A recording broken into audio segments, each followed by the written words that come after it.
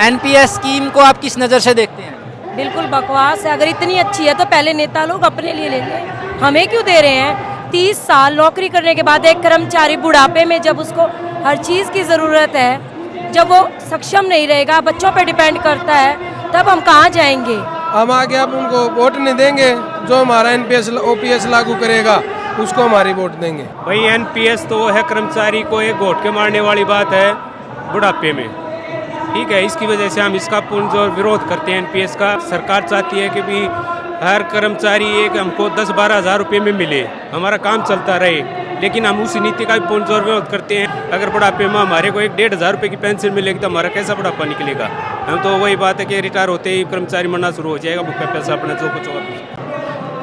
नमस्कार, आप ये तस्वीरें हरियाणा राज्य के जींद जिले के एकलव्य स्टेडियम से देख रहे हैं और यहाँ पर लाखों में जो भीड़ आपको दिखाई दे रही है, ये एनपीएस के विरोध में यहाँ पर आई है। ओल्ड पेंशन स्कीम लागू करवाना चाहते हैं। बाकी बात करने के लिए यहाँ पर कर्मचारी हैं, हम बात करने की कोशिश करते हैं कि अब जो ये भीड़ यहाँ पर एकत्रित हुई है किस वजह से हुई है, इस बारे में थोड़ा बात करने की कोशिश करते हैं। सर नमस्कार।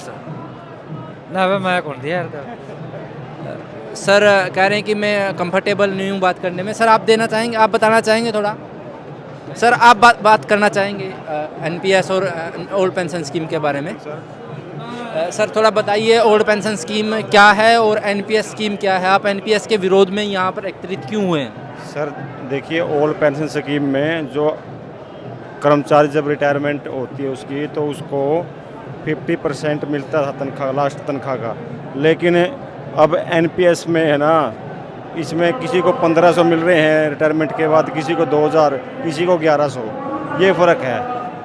बिल्कुल कर्मचारी का भविष्य ख़राब कर दिया इन्होंने, एनपीएस ने बिल्कुल ही ख़राब कर दिया। इसलिए हम इसके विरोध में हैं। एक देश और दो विधान।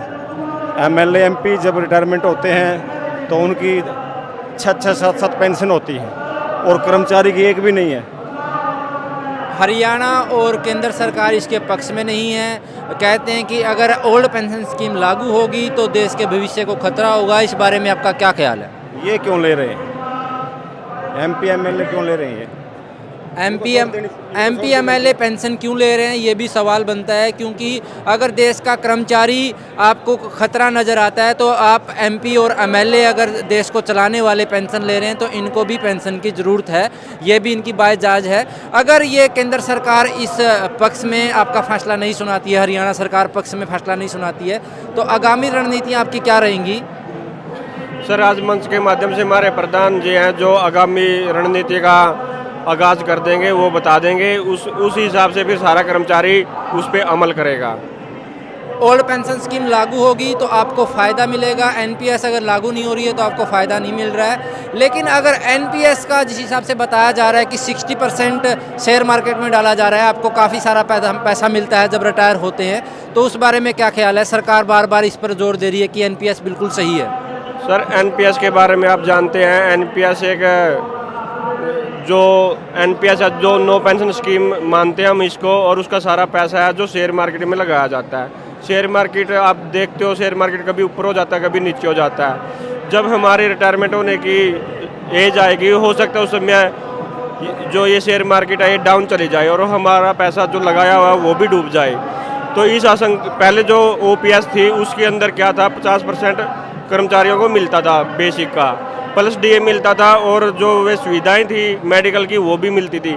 लेकिन अब सरकार ने एनपीएस के द्वारा ये सारी सुविधाएं बंद कर दी है। तो हमारा तो यही है कि सरकार समय रहते चेते और हमारी जो ओपीएस है वो बहाल करे। सरकार तो बार बार ये कहती है कि कर्मचारी अपनी सेविंग शुरू कर दें, हम ओल्ड पेंशन स्कीम लागू नहीं करेंगे क्योंकि हम इसको सुरक्षित नहीं समझते हैं, हमारे देश के लिए सुरक्षित नहीं है। तो सरकार के ये बयान आपको कैसे नज़र आते हैं? देखो, सरकार अपने हिसाब से बयान देती है, लेकिन मैं ये नहीं मानता कि भाई कर्मचारियों को अपनी सेविंग अभी कर्मचारी सेविंग तो करता ही है अपनी, लेकिन उस सेविंग को अगर आप बाज़ार में लगाओगे तो उसको सेविंग नहीं कहेंगे, क्योंकि बाज़ार का तो कभी ऊपर चला जाता है, कभी नीचे चला जाता है। बाज़ार के हिसाब से सेविंग करना बहुत मुश्किल है कर्मचारियों के लिए। और जो ये सरकार अपना हिस्सा और कर्मचारियों को अपना हिस्सा दोनों हिस्से डलवा के प्राइवेट हाथों में दे रही है, ये भी नाजायज़ है। क्योंकि हमसे पूछा नहीं गया था कि आपका जो पैसा है वो शेयर मार्केट में लगाएं कि नहीं लगाएं। ये हमें आशंका है कि हमारा पैसा डूब जाएगा। आप देख रहे हैं किस प्रकार से कर्मचारी तंग नज़र आ रहे हैं और बहुत सारे कर्मचारी यहाँ पर नज़र आ रहे हैं। हम बात करने की कोशिश करते हैं, मातृशक्ति भी यहाँ पर पहुँची है, हम बात करने की कोशिश करते हैं कर्मचारी क्या चाहते हैं, क्या क्या कर्मचारियों की रणनीतियाँ हैं, वो भी हम बात करने की कोशिश करेंगे। यहाँ पर आप देख सकते हैं मातृशक्ति भी आई है और हम बात करने की कोशिश करेंगे। एक भाई साहब हैं जो बात करना चाहते हैं, अपने विचार रखना चाहते हैं। हाँ जी सर, नमस्कार सर। नमस्कार जी। क्या नाम है सर आपका? राजवीर सिंह, कौन से डिपार्टमेंट में? हेल्थ डिपार्टमेंट से।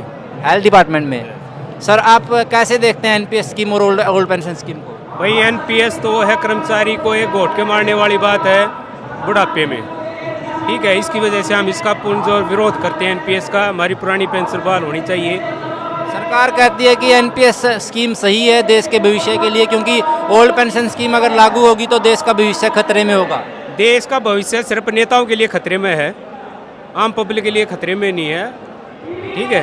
सरकार कहती है कि 60 साल के बाद कर्मचारी हमारे क्या काम का, हम सरकारी कर्मचारी को पेंशन क्यों दें? अगर ये सोच के कोई भी कर्मचारी अगर सरकार में नहीं सहयोग देगा, अपने फ्यूचर का देख के प्राइवेट में जाएगा, तो सरकार कहाँ से काम करा लेगी? अपना सरकार की पॉलिसियाँ सारी खत्म हो जाएंगी वैसे। अब केंद्र सरकार बार बार ये कहती है कि हम एनपीएस को ही लागू करेंगे, ओल्ड पेंशन स्कीम को लागू नहीं कर सकते। इस प्रकार के जब बयान आते हैं हरियाणा सरकार या केंद्र सरकार के, तो आप उन बयानों को किस नज़र से देखते हैं?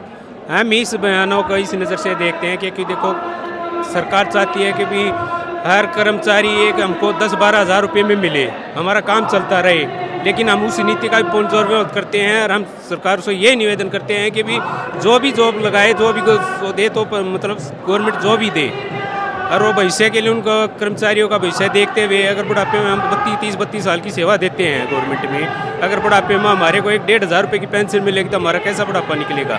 हम तो वही बात है कि रिटायर होते ही कर्मचारी मरना शुरू हो जाएगा, भूखा पैसा अपना जो कुछ होगा। पूर्व में मुख्यमंत्री रहे 2 बार हरियाणा सरकार के भूपेंद्र सिंह हुड्डा, जब भी रैली करते हैं या फिर मीडिया के सामने आते हैं, सबसे पहले ये बात कहते हैं कि पहली कलम से हमारी सरकार अगर हरियाणा में आती है तो हम ओपीएस को लागू कर देंगे। उस बयान को आप किस नज़र से देखते हैं? हम तो ये कहते हैं, हुड्डा साहब भी थे जब भी उन्होंने इस तरह की पहल नहीं करी, बट अगर वो कहते हैं कि एक भूल चूक हो चुकी है, उसको सुधारना है, अगर भूपेंद्र जी करते हैं इसको, हम तो उनका पूरा समर्थन करेंगे गवर्नमेंट को आने वाले की। हम गवर्नमेंट को कहेंगे कि कांग्रेस है हमारे लिए। धन्यवाद सर। देखिए किस प्रकार से कर्मचारी अपनी बातें रख रहे हैं, हम बात करने की कोशिश करते हैं। मातृशक्ति भी यहाँ पर है और हम बात करते हैं कि ये स्कीम इनके लिए किस तरीके से है और ये कौन कौन से डिपार्टमेंट से आए हैं। एक बार हम बात करने की कोशिश करते हैं। एक बार, हाँ जी नमस्कार मैम। नमस्कार जी। मैम आप कौन से डिपार्टमेंट से आए हैं? एजुकेशन डिपार्टमेंट से। क्या मैं आपके यहाँ बैठ सकता हूँ, बात कर सकता हूँ आपसे एक बार इस बारे में? मैडम एनपीएस स्कीम को आप किस नज़र से देखते हैं? बिल्कुल बकवास है। अगर इतनी अच्छी है तो पहले नेता लोग अपने लिए ले लें, हमें क्यों दे रहे हैं? 30 साल नौकरी करने के बाद एक कर्मचारी बुढ़ापे में जब उसको हर चीज़ की ज़रूरत है, जब वो सक्षम नहीं रहेगा, बच्चों पे डिपेंड करता है, तब हम कहाँ जाएंगे? सरकार कहती है कि आप अपनी सेविंग करो, सेविंग के हिसाब से आप अपने खर्चे चलाओ। अगर आप सेविंग करेंगे तभी सही है, क्योंकि ओल्ड पेंशन स्कीम देश के भविष्य को खतरा है, मोदी जी बार बार कहते हैं। अगर ओल्ड पेंशन स्कीम देश के भविष्य को खतरा है तो सबसे पहले जितने हमारे सांसद हैं, अब के भी पिछले भी, और जितने भी हमारे, वो सब अपनी छोड़ दें। वो 5-5 और 6-6 क्यों लेते हैं? एनपीएस स्कीम को आप देश का खतरा बताते हैं, लेकिन ओल्ड पेंशन स्कीम को देश के जो मौजूदा सरकार है वो बता रही है खतरा है। तो एनपीएस स्कीम में आपको ऐसा क्या खतरा नज़र आता है कि आप उसे लागू होने से मना कर रहे हैं? मतलब आप चाहते नहीं कि एनपीएस आपको मिले? एनपीएस में रिटायरमेंट के बाद एक कर्मचारी को सबसे बड़ी दिक्कत जो है, जो एक 70,000 रुपये लेके लास्ट पे लेके रिटायर होता है, उसको 1700 और 1800 रुपये महीने की पेंशन मिलती है। 1700 और 1800 रुपये महीने में काम चलता है क्या किसी का? दूसरी बात, बुजुर्गों के साथ तो पहले से भी अन्याय होते रहते हैं। हम बूढ़े हो जाएंगे, हमारी आंख जाएंगी, घुटने जाएंगे, कुछ और भयंकर बीमारी हो जाएगी, उसके बाद इलाज के लिए हमारे पास क्या है? कुछ नहीं बचता। वहाँ पे तो मेडिकल भी नहीं है। एनपीएस में सबसे बड़ी बात, बहुत अच्छी है एनपीएस, ये नेता अपनी क्यों नहीं लेते?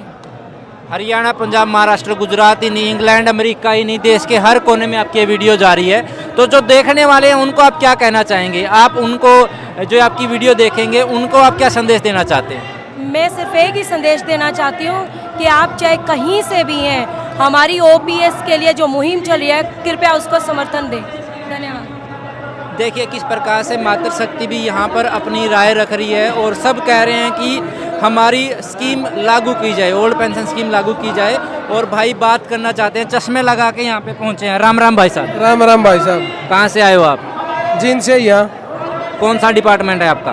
बिजली बोर्ड। बिजली बोर्ड। आप ये आज जो एकत्रित हुए हैं, किस बात को लेकर एकत्रित हुए हैं? भाई हम ओपीएस हमारा है, ओपीएस को लेने के लिए इकट्ठे हुए हैं। हरियाणा में 2 बार मौजूदा मुख्यमंत्री भी हैं, 2 बार मुख्यमंत्री बन चुके हैं मनोहर लाल खट्टर जी। वो मना करते हैं कि ओपीएस काम की नहीं है कर्मचारियों वो की। मना करते हैं तो हम उनको मना करते हैं, उनको वोट नहीं देंगे। जो हमारा ओपीएस लागू करेगा उसको ही वोट देंगे। ओपीएस से आपको ऐसा क्या फायदा मिल रहा है कि आप ओपीएस के लिए इतनी बड़ी लड़ाई लड़ने के लिए तैयार हैं? कई बार हमारे बुढ़ापे का सहारा है। बुढ़ापे में हम क्या करेंगे?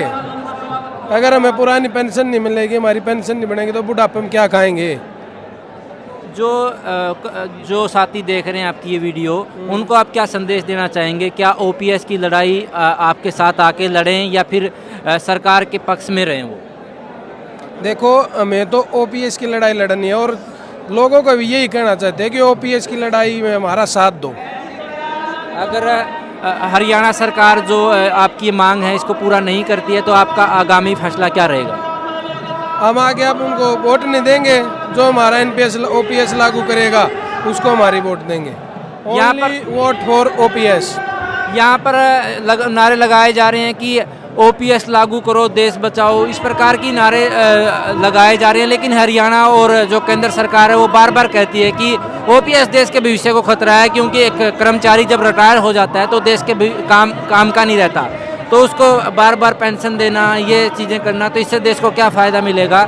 इसमें कंट्रीब्यूशन नहीं हो रहा देश का, तो मतलब इसमें आप क्या इसको आप एक बात बताओ, कर्मचारी अपनी 58-55 साल की उम्र तक सेवा करे है, पब्लिक की सेवा करे है, और उसके बाद उसको अगर पेंशन नहीं मिलेगी, बेकार हो गया वो, उसका अपना जीवन कैसे कटेगा?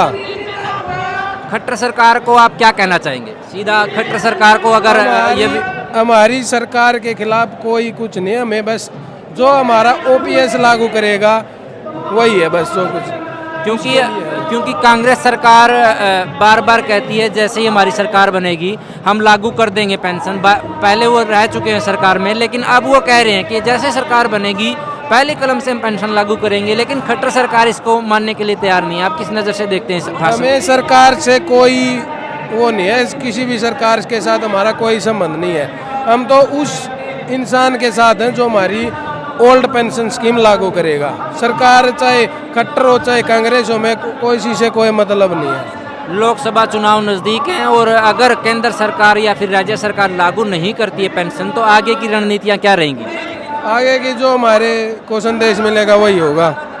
हरियाणा लोकसभा इलेक्शंस की खबरों के लिए सब्सक्राइब करें बांगर मंच।